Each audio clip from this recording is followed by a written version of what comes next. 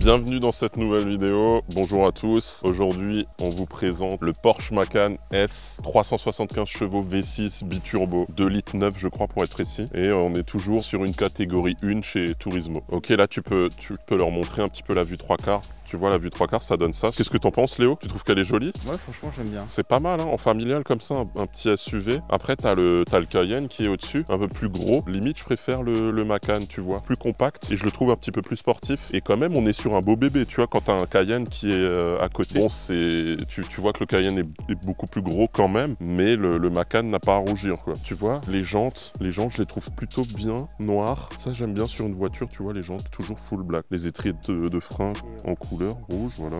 Bonjour. Donc là, pareil, hein, les jantes noires à l'arrière aussi. Forcément, tu vois. Je crois que ça existe des voitures qui ont des jantes bicolores. Je sais plus, franchement. L'arrière, je trouve qu'il est pas mal, tu vois. Toujours avec ses ailes assez larges, on dirait un peu. Tu vois, ça reprend la 911, qui est le modèle iconique chez Porsche. Et les deux doubles sorties, c'est trop stylé. J'aime beaucoup l'arrière. Et puis, tu vois, regarde, les pneus sont quand même assez larges. Donc, le côté sportif, la tenue de route, je crois que c'est une 4 roues motrices. Hein, parce que quand j'appuie en sortie de virage, ça tient plutôt bien, tu vois. Je sens que l'arrière chasse un tout petit peu, mais ça tient quand même, ça tient bien. Le 0 à 100 km/h, on doit se trouver autour de 4 secondes 2, un truc comme ça. 375 chevaux, tu vois, c'est pas non plus truc de malade. Je crois que t'as la Macan GTS qui est au-dessus. Je crois qu'ils ont pas fait de Macan turbo ou turbo S, je suis pas sûr, contrairement au Cayenne. Cayenne, il y a ces trucs-là. Il y a même le Turbo GT qui est complètement aberrant, comme dirait GMK. Tu vois, donc là, ce que j'aime bien sur ce véhicule, c'est la plaque d'immatriculation. Tu vois, parce que c'est rare. Autant des Macan, t'en vois tellement. Surtout en Alsace, t'en vois à chaque coin de rue, tu vois, des Macan, des Cayenne. C'est un peu la voiture du peuple ici, tu vois, ça me dérange. Parce que beaucoup de personnes l'ont, donc c'est un petit peu connoté CDI. La touche freelance du véhicule, c'est la plaque d'immatriculation parce que c'est rare. Plaque belge, comme ça, rouge, moi j'aime bien. Putain, les oies, ouais, on est embêté par les oies, c'est pas grave. Les oies sont en CDI. Ouais, donc comme vous pouvez le voir aussi, j'étais en Turquie, je me suis greffé des cheveux. Dites-moi ce que vous en pensez, si ça vous plaît. En tout cas, moi, ça me plaît beaucoup. Non, c'est pas une greffe en fait. Je pense à faire une greffe, mais là, c'est une poudre que j'utilise et je trouve que le rendu est plutôt pas mal. Versus quand je mets pas cette poudre, on dirait que j'ai des trous dans le casque. Ouais, donc la plaque d'immatriculation, très bien. En rouge, c'est assez original. Tu vois, t'en vois peu ici en Alsace. La particularité du coffre, tu vois, ça c'est... Le coffre, en fait, il s'ouvre avec un bouton qui est dans l'essuie-glace arrière. Donc tu vois, si j'appuie, ça s'ouvre. Merde. Pardon, excusez-moi, hein. Je pense qu'on a réveillé les oies là. Après, on va tester parce qu'on a un drone. Vous voyez ce que c'est un drone? On a un drone et je pense qu'on va essayer je pense qu'on va essayer d'en mettre une noix sur le drone et on va l'attacher avec une sangle. Comme ça, l'oie va voler, ça va être trop drôle. Allez, bonne journée. Là, je sais pas combien on peut... Là, ouais, peut-être un corps de mon gabarit. Faudrait demander à Xavier Dupont de Ligonnès ce qu'il en pense. Lui, je crois qu'il avait mis les corps sous la terrasse, si mes souvenirs sont bons. On demandera à Célian aussi. Là, ouais, ça dépend du gabarit. Là, tu mets, je pense, 5-6 Célians bien découpés, mais tu mets un ou deux Chris découpés avec subtilité. Ouais, Léo, ça, tu vois, j'aime pas sur les voitures. Pratiquement toutes les voitures, même les voitures full black, qui n'ont pas de chrome nulle part. T'as cette putain de partie là qui est toujours en chrome. Tu vois, c'est dégueulasse, je trouve, c'est moche. Ça devrait être piano black ou j'en sais rien, tu vois. Genre, je comprends bien que c'est pour faire appui et tout et pour pas que ça raye, tu sais, quand tu rentres un meuble ou un truc ou un carton. Mais n'empêche que c'est très rare les voitures où cette partie-là n'est pas grise, n'est pas chromée. Voilà, c'est un petit coup de gueule sur ces parties-là. Là, sous la terrasse, quand on parlait de corps, ici, t'as c'est une sorte de galette de secours. C'est marrant parce que t'as carrément une jante. Ça, j'ai jamais vu, tu vois, une galette, une roue de secours avec une jante à lui. Tu vois, c'est stylé. Si t'en as 4 comme ça, t'as les jantes rouges. Ça rejoint ce qu'on disait avant sur la 911.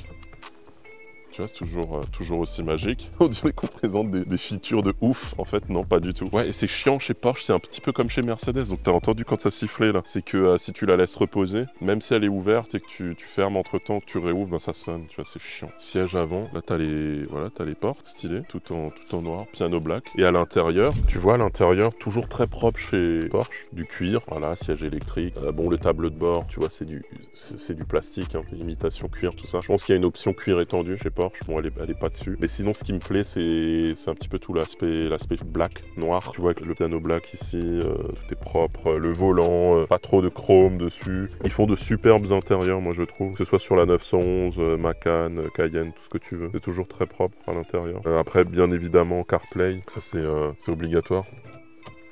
Tu vois. Bon, là, il y a France. Ça, c'est Nino qui m'a mis France Musique, France Inter. Ça, c'est horrible, c'est des trucs de gauche. C'est de la vraie saloperie, ça. Je déteste. De toute façon, tu peux plus rouler sans CarPlay et Waze. Waze, c'est vraiment obligatoire en 2025. Enfin, je ne veux plus de voiture sans Waze, c'est un critère, tu vois. Et ce qui est bien, c'est qu'on garde un petit peu l'esprit sportif. Tu vois, il y a quand même... c'est une voiture qui date de 2024, je crois. Et malgré ça, t'as pas tout le compteur qui est digital. Ici, t'as une aiguille corps physique sur les tours minutes, notamment, avec un petit écran ici à droite. Voilà, chez Porsche, toujours, ça, c'est caractéristique d'un intérieur de Porsche, l'horloge centrale, la montre physique avec les aiguilles. Et voilà, après t'as tout le confort d'une voiture moderne, hein, c'est super, une bonne familiale. Ok, on va ouvrir le capot. T'as le trou de l'optique directement dans le capot. C'est assez rare, ça. Ah. Ok, donc ça, le bloc moteur, tu vois, 2,9 litres, V6, 375 chevaux. Ça, c'est le cache. Cache moteur, toujours. Je sais pas si on peut le retirer. Ah, c'est chaud. Mais voilà, le bloc. Ok, je pense qu'on va faire l'essai routier. L'essai routier. Ok, là, on va allumer la voiture. On va voir ce que ça donne.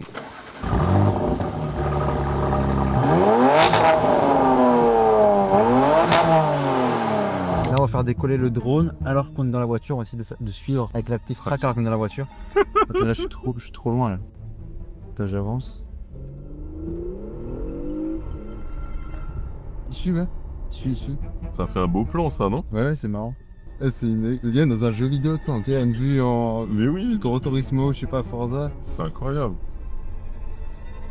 Il a 5 mètres de haut, tu vois. Ah, il s'est barré, là. Les gens, ils vont voir le drone qui suit. Qu'est-ce qui se passe? Bonjour. Merci. On a un robot qui nous suit, c'est assez gênant.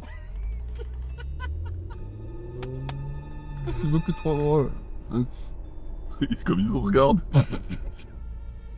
Bonjour. Excusez-nous, est-ce que vous pouvez nous confirmer qu'il y a un robot derrière qui nous suit? Ouais, il y a un robot qui nous suit derrière. Si, regardez. Mais c'est assez gênant. Ouais, c'est... Mais je sais pas, depuis avant, il nous suit, quoi.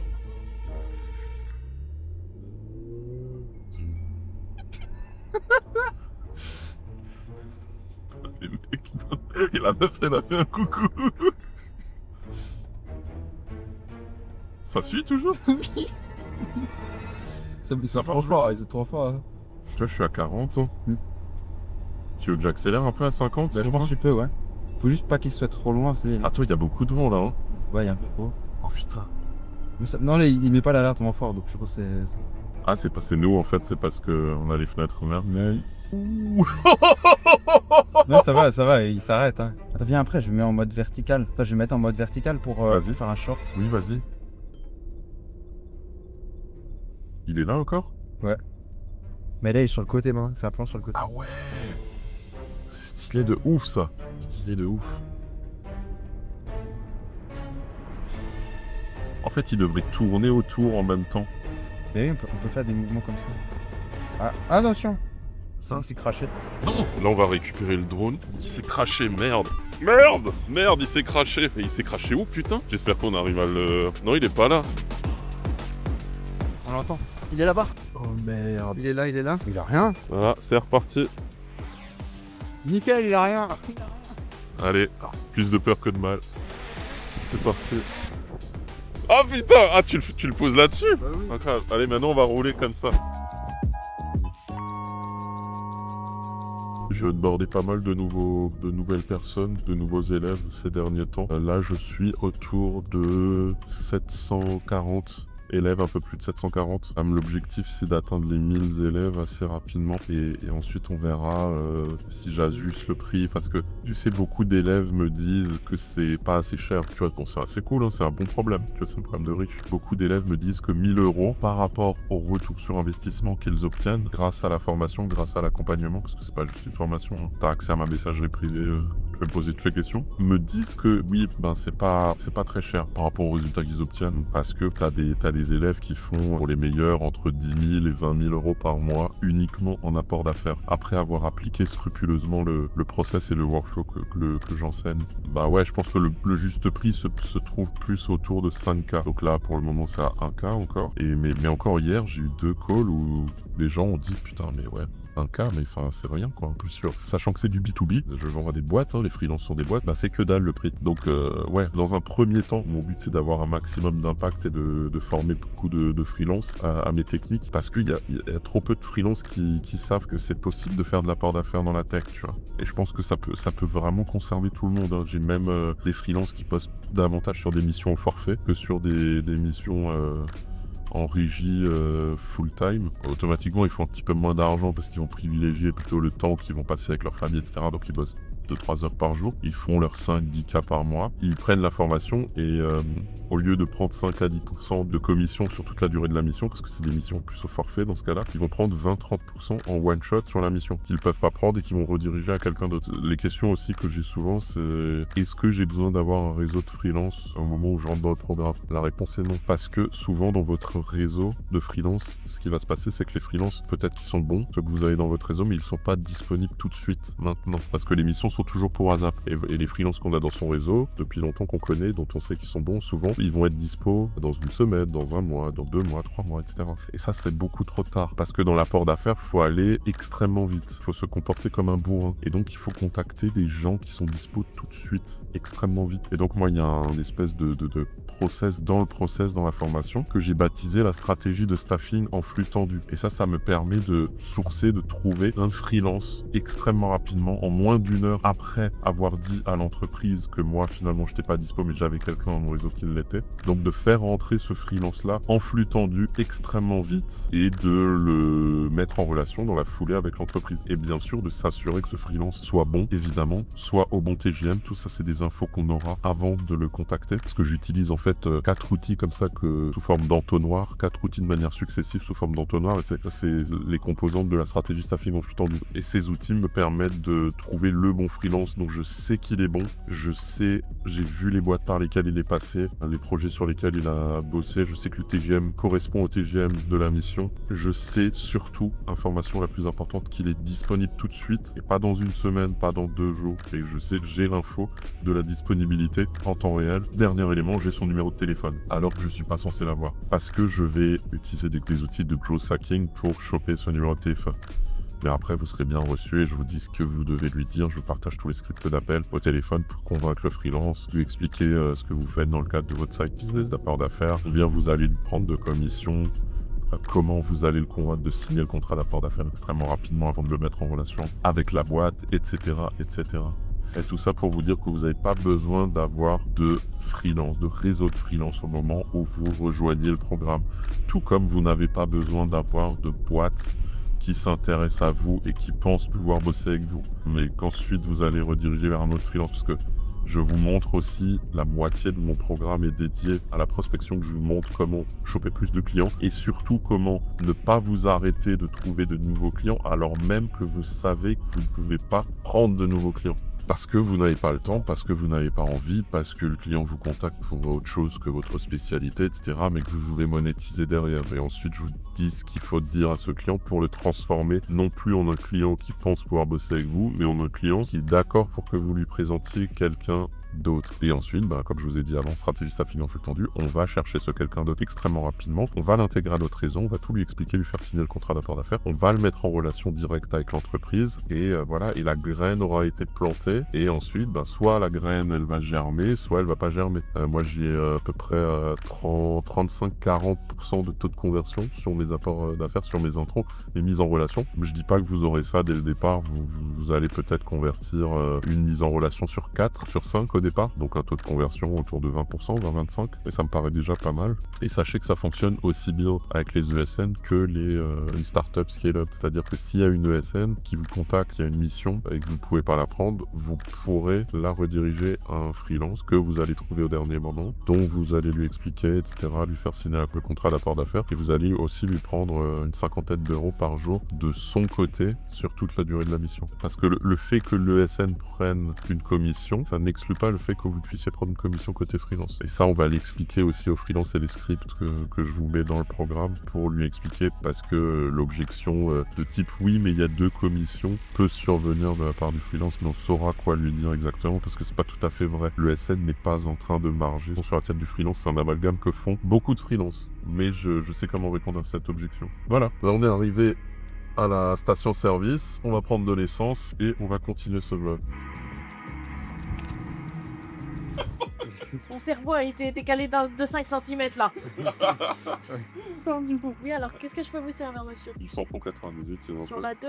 Ouais. C'est tout. Il est encore là, le monsieur âgé? Il va s'asseoir ici parce que l'autre fois, il nous avait fait des plans de caméra, c'était incroyable. Il nous avait, nous avait engueulé. Claude, il travaille, Ouais. mais... Il nous avait engueulé, ça avait fait des bons plans et tout, en alsacien. On l'a mis sur YouTube. On l'a mis sur YouTube. Vous aurez pu rire, c'est même pas la peine. Ah, on n'a pas le droit de filmer? Ah, ni les films, ni les appareils photo, Ah mince. ni le téléphone. D'accord. Wurstegall, skep, calme. C'était génial. Mais on l'avait flouté. Il travaille que l'après-midi, le matin.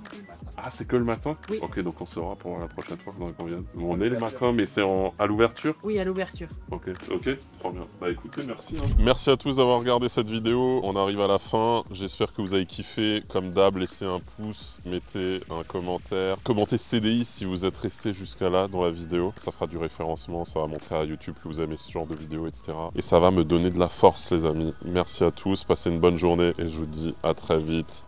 Ciao!